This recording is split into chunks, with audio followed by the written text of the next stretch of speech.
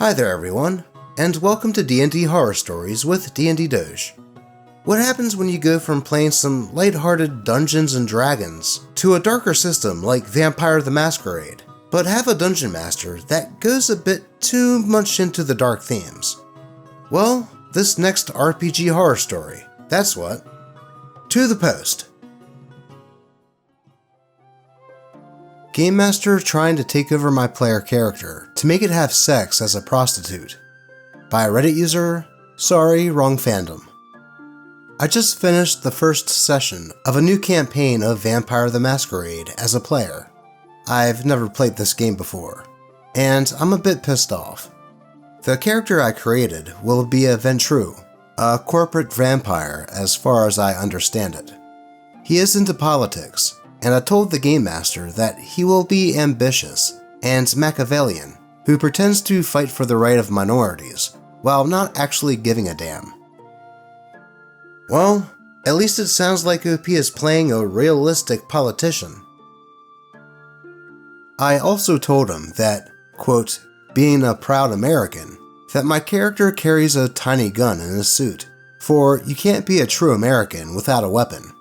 Yeah, that's a cliche, but I thought it was funny.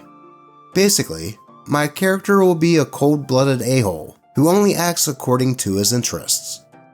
We discussed about his background and decided that my player character helped a rapper to get away with a crime he committed in order to get his support and gain influence within his community. We also decided that another politician from the same party tried to sabotage his career. I proposed that his rival took advantage of the rapper thing to incriminate him, though the Game Master refused and said he would come up with another idea, to which I agreed to. Session 0. The Game Master tells me that the rival had my player character accused of SA on an underage girl, but that I was found innocent. He tells me that I can choose whether or not I was actually innocent or not, but pushes me to choose fast. I tell him that my player character was actually innocent, because while ambitious and manipulative, he is not a sex perv. The Game Master accepts it, but tells me that it was a bit out of character for a politician.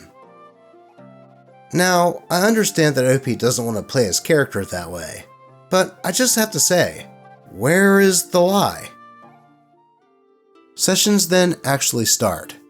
My player character is at a social event for a charity thing. Some NPC invites me to leave the place to meet a mysterious donator. The interview takes place in a dark desk room, and he can't really see the donator, but it is obvious that it is his future sire. After the interview, the donator tells him to rejoin the social event. Later on, my player character is invited to a party by his rapper acquaintance.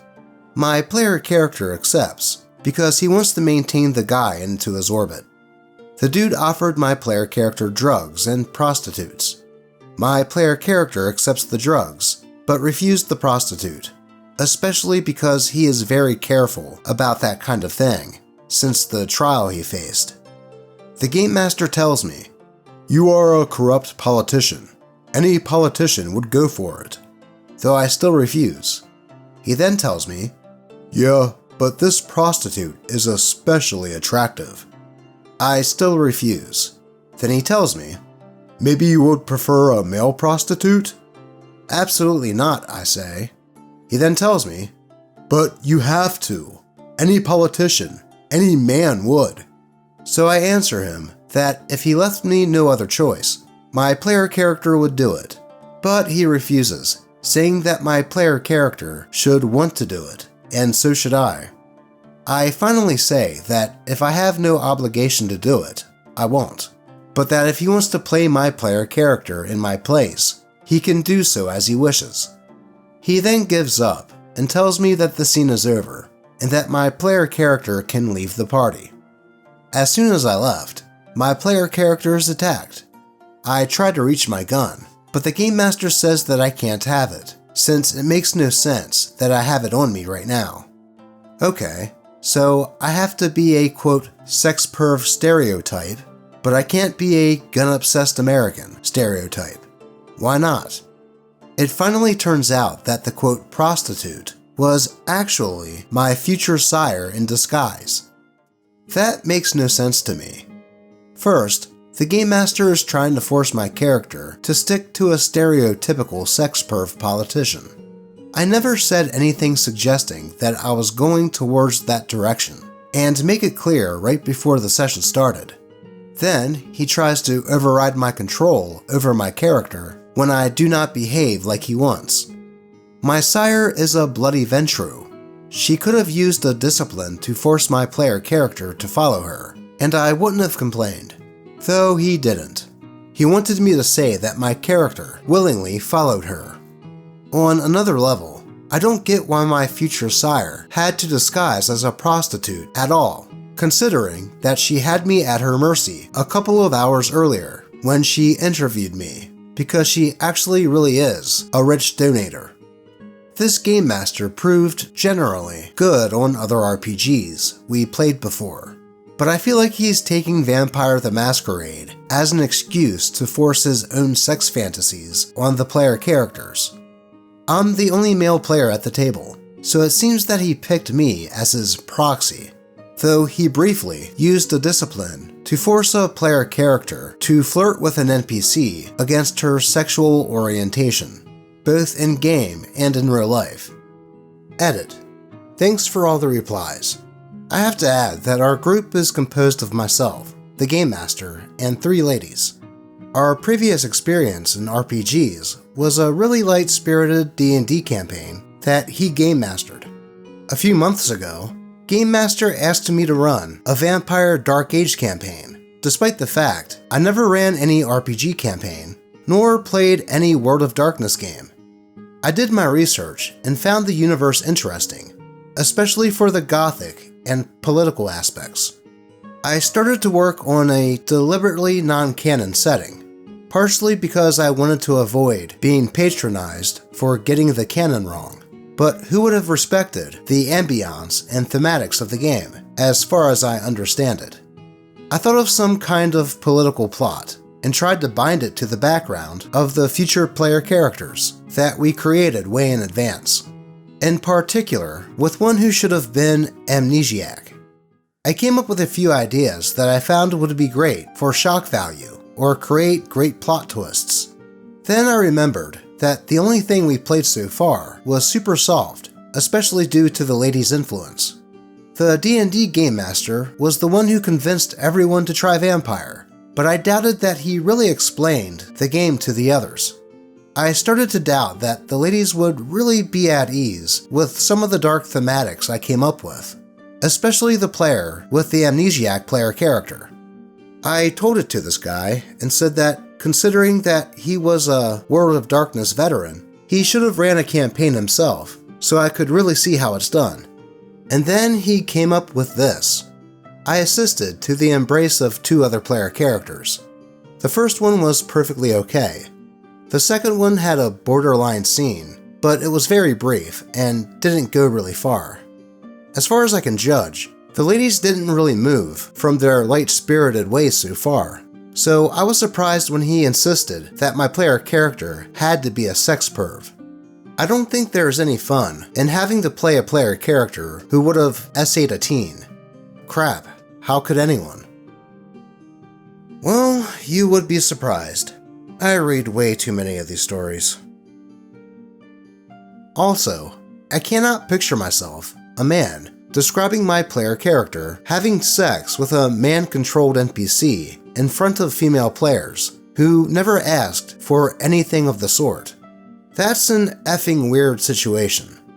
Actually, all 3 ladies vanished for a while at some point as we were playing on Roll20.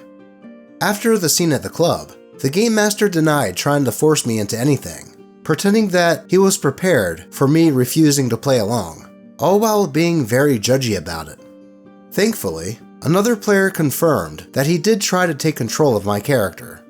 I know that this Game Master has a self-esteem problem and is anxious about women's judgment. I think he tried to humiliate me in front of them because he knows that I'm not the kind of guy who likes to expose his sex fantasies in front of a crowd, but finally gave up when he realized he was the one beginning to appear as a creep. Honestly, I am disgusted by his attitude, but I'm glad to see that everyone here seems to agree with my point of view. So thank you to everyone. And this, ladies and gentlemen, is another great example of why a proper Session Zero is so important for any tabletop RPG, especially for those systems that have darker themes. I think OP had a decent character for a vampire game, and he was playing a politician that did, well, politician things. And I can see why the DM would have thought that OP's character might have gone for the prostitute. Because, again, well, politician. Epstein. Excuse me. There was something in my throat. Though, the moment that OP said that he did not want to do that, the Dungeon Master should have left it at that. Plus, I mean, going from a lighthearted adventure in the world of D&D into the dark and grimy world that is Vampire the Masquerade, there is going to be a tonal shift to the roleplay. And I think that if the group had a proper Session Zero, this type of thing could have been avoided. Now, as far as the DM doing this on purpose to OP as a sort of way to make himself look better than OP, I really have a hard time seeing that. I think this just was a case of a Dungeon Master playing a dark and gritty system for the first time, and just trying to go with the theme. So hopefully, OP was able to talk this out with the DM, and they can continue playing together as a group, as it sounds like they had a great time with the D&D campaign they played. Though, I would love to hear your thoughts on this story, as there is really a lot to unpack there. Do you think that OP was right in his assumption about the Dungeon Master having ulterior motives? Or do you think this was just a case of differing expectations when it came to a darker themed RPG? Be sure to let me know what you think in the comments. But with that, I think we need a quick kitty palate cleanser to boost our wholesome levels up after that story. So here's an old video of Lucky giving kitten Alice a bath.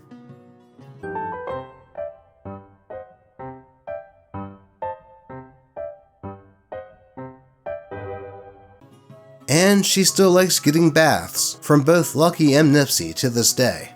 And speaking of likes, why not like the video?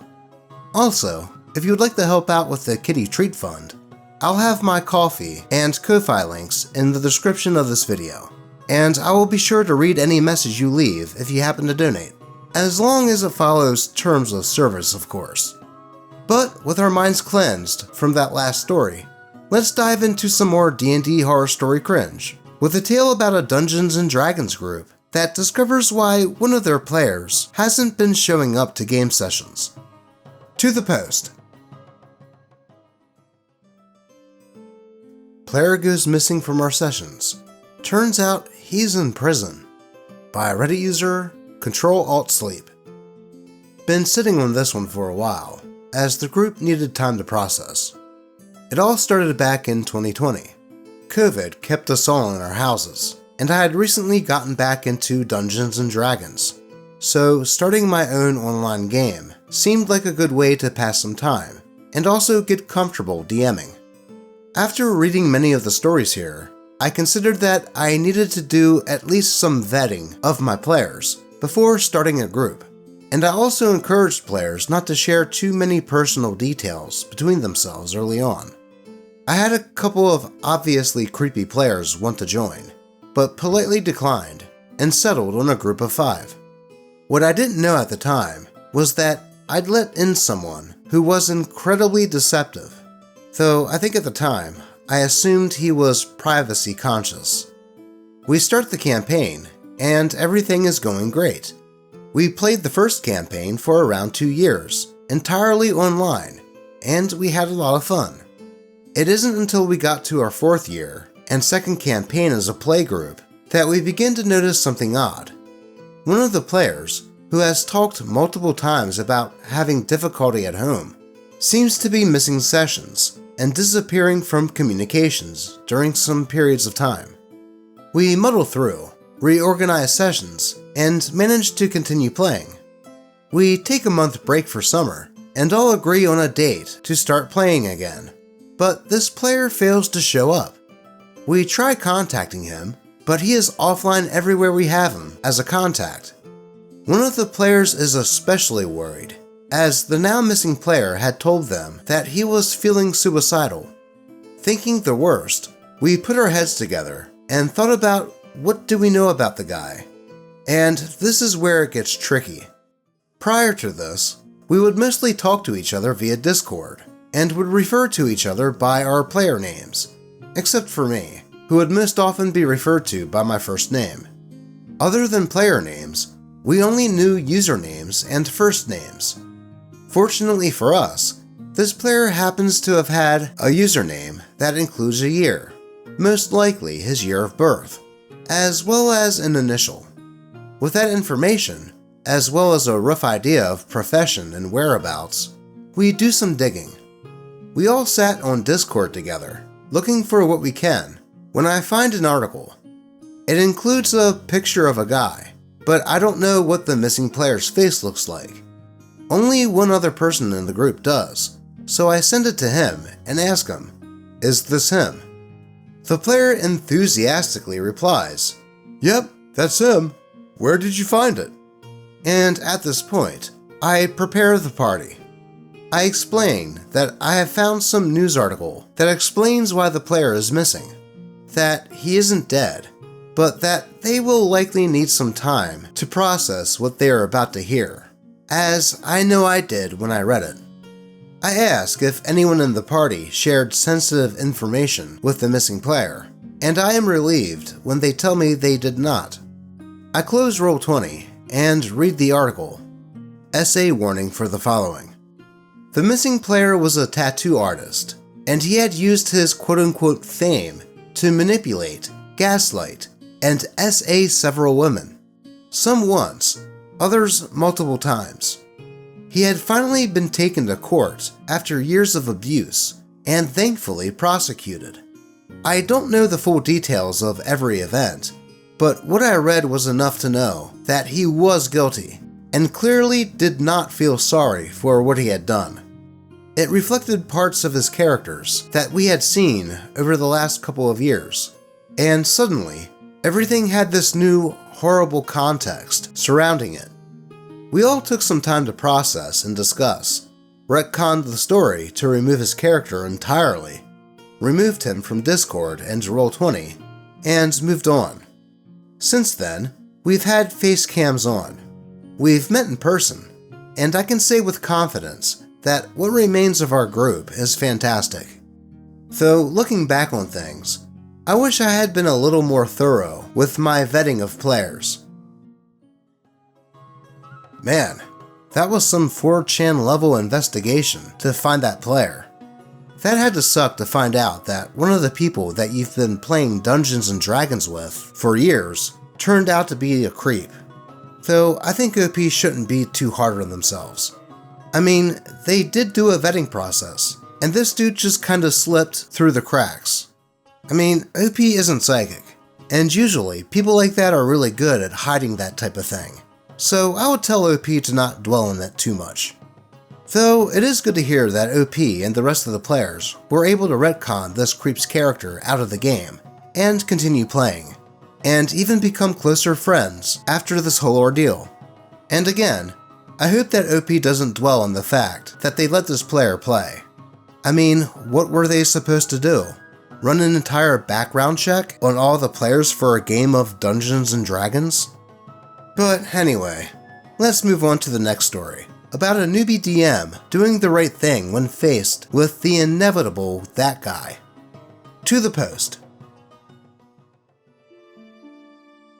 I think I might have met the worst D&D player I have ever seen. By Reddit user, I need a new account, man. Okay, so I'll give a little context before I tell this. I'm a beginner dungeon master. I've run like less than 5 games, but my last game was Candlekeep Mysteries. I chose that because I wanted a defined drop-in, drop-out point for people who weren't feeling the game. So we played through a couple of those, but finally got a pretty solid group together. Me as the DM, Curtis, Kyle, a really funny guy who I like a lot, and Paul, an older guy, and he's 50s or 60s-ish. It was his wife who actually asked me to include him. Curtis I've known for years, and wanted him to be there. Kyle and Paul are just great people I met from asking if people want to play over Facebook. Anyway, we had a few games together, just Candlekeep Mysteries at this point. But then I asked, do you guys want to do a longer campaign?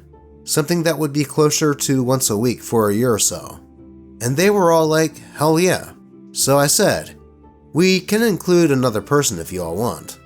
They were all for it, so I put the post up. And then enter Josh. Remember, we are a couple of beginners. I'm a pretty beginner dungeon master. Curtis has never played. Kyle has played, but a long time ago. And Paul played back in like 3.5 edition. So the first thing this Josh guy says, outside of introductions, was, "This is the smallest room I've ever played in." Cool, Josh. This is the only room we have to play in, so get over it. Bro then opens a bag of Cheetos, munching away with his mouth wide open, talking about cars. Okay, maybe he's a bit awkward and nervous, and is trying to overcompensate, I thought. Nope. Our session lasted about 2.5 hours, at the Witchlight Carnival, for those who know, before I had to cut it. I ended up making a 5-point list for both things he did in-game and things he did out-of-game. In-game, the first thing he did was split away from the party to try to 1. Steal some stuff from a lost and found. 2. Try to fight children. I had to tell him to knock it off after that. 3. Did everything to avoid actually meeting up with the party. 4. Completely skipped events that had actual lore reasons to be there, because he was bored of them. And 5. Just general main character syndrome. Out of character things he did. 1. Complained about how small the room we were playing in was. 2. Chewed Cheetos with his mouth wide open while talking. 3. Burped in another player's face. 4. Took a crap and didn't flush. And 5. Consistently said, "My character doesn't like your character because you're a dwarf." Kyle and Curtis were on their phones, looking at me occasionally like, really? And I looked at them back with eyes saying, I know. Paul was a lot more tolerant, but even he was starting to get annoyed, especially since he was the dwarf character. I still kinda feel bad for kicking someone out of the group, but I know it was the right decision. Also, the longer I've spoken to the other players, the more and more they tell me, "Nah, thank you for getting rid of that guy." Well, that did sound like an obnoxious person to try and play Dungeons & Dragons with. Though at least OP did the right thing and kicked this dude out after the one session, meaning that this story didn't turn out to be longer. That behavior was just outlandish for someone meeting people for the first time. From insulting the space that they were playing in, to just generally being a murder hobo in his first session. Not to mention burping in someone's face, and leaving poop in the toilet. Seriously, who does that? Though, thankfully, OP saw the writing on the wall, and nipped that problem in the bud. So here's hoping that they have many great games in the future, and if they do decide to add another player, that they get someone better than Mr. Cheeto Hands. But with that, it looks like we have time for one more D&D horror story, in which a dungeon master gives extra special treatment to their boyfriend player, to the point of retconning the other player's awesome victory over a BBEG. To the post. Dungeon Master changes narrative to suit their partner. By Reddit user Lavender Mermaid 33. I, playing a bard, psychic lanced the evil dwarf king while our tiefling wizard charged, shoving him into a pit of spikes. Quickly, I used Mage Hand to grab the crown we needed to control the dragon that was terrorizing the town. We were so pumped and excited that we got an awesome death scene for the first big bad we encountered. Though unfortunately, one player, the Dungeon Master's partner playing another bard, wanted to save the corrupted dwarf and not kill him. They whined, "I wanted to save him. He could be a nice dwarf. Hey, that's not fair." And the Dungeon Master, being their partner, reversed the nat 20 kill and everything we did to let their partner mage hand the dwarf to try and save him. This resulted into the crown falling into the pit below. This dwarf was beyond corrupted for centuries and was evil. We were told in the narrative by NPCs that he's beyond saving, that his old self was lost. I, playing the other bard, did not return for sessions after that because of the argument we all had after the fact. I said to the DM's partner, "What's not fair is you went against the plan that we all agreed on, and suddenly wanted to divine intervention a natural 20 attack that me and the tiefling did because you wanted attention." The Dungeon Master did not like this kind of talk toward their partner from me and the other players. So I responded, "I get that you're the DM, but you can't change the story because your boyfriend doesn't get his way. That's not fair to the rest of us." The player refused to change their narrative of trying to save the Dwarf King, so we all unanimously agreed that we aren't continuing until we play the way the rules went. So we never continued the campaign after that, unfortunately. My question for you all is this: when a couple plays tabletop games, does this type of behavior happen often, or rarely for some of you? I understand that romancing adds a different dynamic, but I'm specifically referring to situations where one partner throws a tantrum and demands that the Dungeon Master change the game so they always win, or something similar. Well, honestly, I am of the mindset that couples can play D&D together, where one is a player and another is the DM. Heck, that is how my current Friday game is set up, and the DM never showed her wife any special treatment in the 5 years that we've been playing. I just think that OP had the misfortune of experiencing a couple that were kind of immature when it came to the game. I mean, when it comes to playing with couples, it's all about the maturity level of the people that you're playing with. Though I am curious, have any of you played in a game with this type of dynamic? If so, did you ever experience the DM showing any kind of special treatment to their partner? Or did they treat them the same as any other player? Be sure to let me know in the comments. But with that, that is all I have for you today. As always, I appreciate all of you, and I hope that your games remain RPG horror story free. Until next time.